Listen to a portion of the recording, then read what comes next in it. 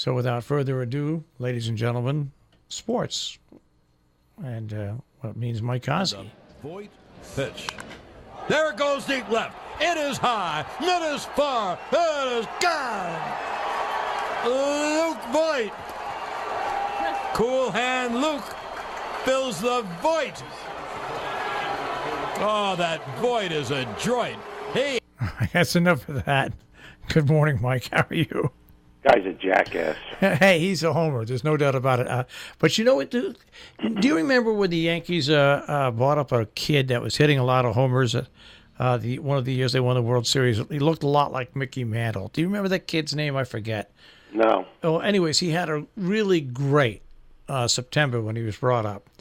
And they kept him on the squad the next year and wasn't so great. This Luke Voigt reminds me a lot of that. Major league pitchers haven't seen a lot of him. They're obviously throwing him fastballs that he can hit because he looks like a big old country boy. And he's got like 8 home runs in like 10 games.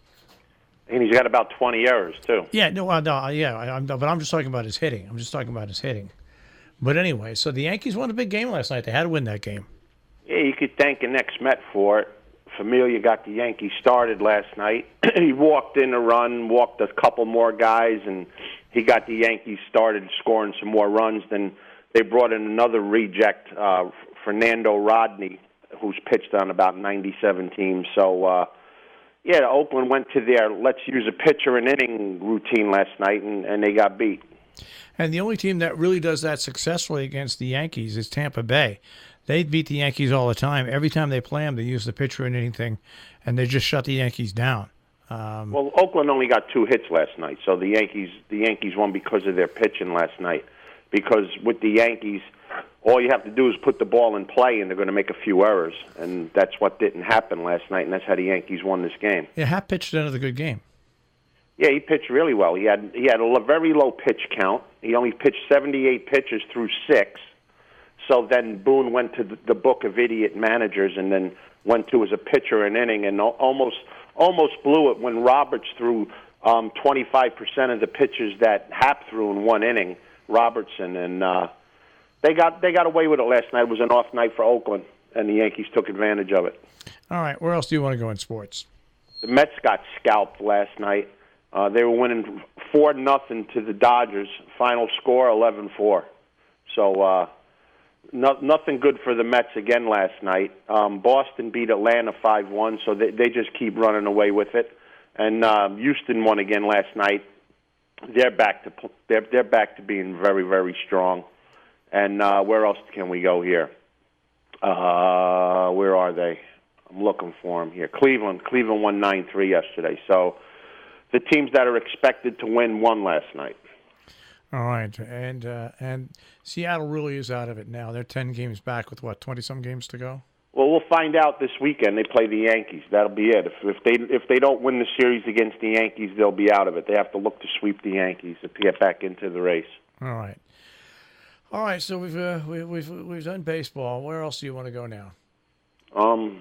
There's nothing else in sports I'm paying attention to. I didn't even watch these games last night because they started like 10:15. Well, I know they're out in the West Coast, and I know that they have to start them late, but at 7 o'clock and stuff like that. But you're right; it makes it impossible to watch them because you just can't stay up.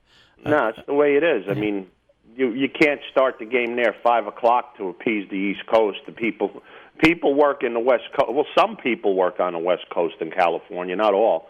But you have to have the game at a feasible time for them to watch it, too. So it's the way it goes. What are you going to do? Hard to believe that baseball is down to just 20-some odd games left in the season. The year flew by. The summer really did. I can't remember it, especially the baseball season going by so quick. They say the older you get, the faster it goes, and it looks that way. Well, I tell you, it flew by this year because tomorrow night is the NFL's back. Yeah, what a shame that is, huh? I love it. The coaches now in these leagues are not taking anything from reporters. Somebody was questioning the Philadelphia Eagles coach, what's his name, about his starting quarterback. And he gave him an answer, and the reporters kept asking the same questions. And he finally got stern with them and just, basically shut them down. That's what reporters have to learn. When you ask a question or someone asks a question and someone answers it, don't follow up with the same question. You're going to get the same answer. Bill Belichick? Funny, man. It's okay for an NFL coach to do that, but if the president does that, he gets in trouble. It's pretty funny. Well, but Bill Belichick handles the press about as well as anybody can. One-word answers. He meets all the requirements. I told you. What you need to do is just give them totally weird answers. Like if they ask, well, what about your starting quarterback? I got this beef stew recipe yesterday. It was just tremendous. Next question. Just tell them whatever you want to tell them. Who cares what those idiots ask you? They're a bunch of jerks. Well, they're not a bunch of jerks, but they just push. No, they're jerks. They're idiots. They ask questions to try to anticipate a problem that's coming up. They think they're all Nostradamus. Steve Carlton was the best. Never spoke to the press. That's the best way to do it. Keep them guessing. Let them write whatever they want, because if you don't answer them, anything they write's probably not true. All right. So that's it in sports. Are you getting ready for your NFL pick tomorrow? Yeah, I got a coin out. I don't have a coin or anything like that. We'll see. I just can't believe that the NFL is starting already. Baseball has 20-some games to go, and they're already talking basketball now. Ugh, I tell you. Basketball? Yeah, basketball. Basketball. They still play that game? Yeah, they do. They play it. A kid that lives in my complex, really good player. He goes to a private school around the corner, and kid's projected to be a first-round NBA pick in 2020. He just verbally committed to Villanova yesterday, and his partner at the school is a big news of where he's going to. They're probably the two best players in the state. All right. Nice kid, too. I tried to coerce him to go to Kentucky, but it didn't work.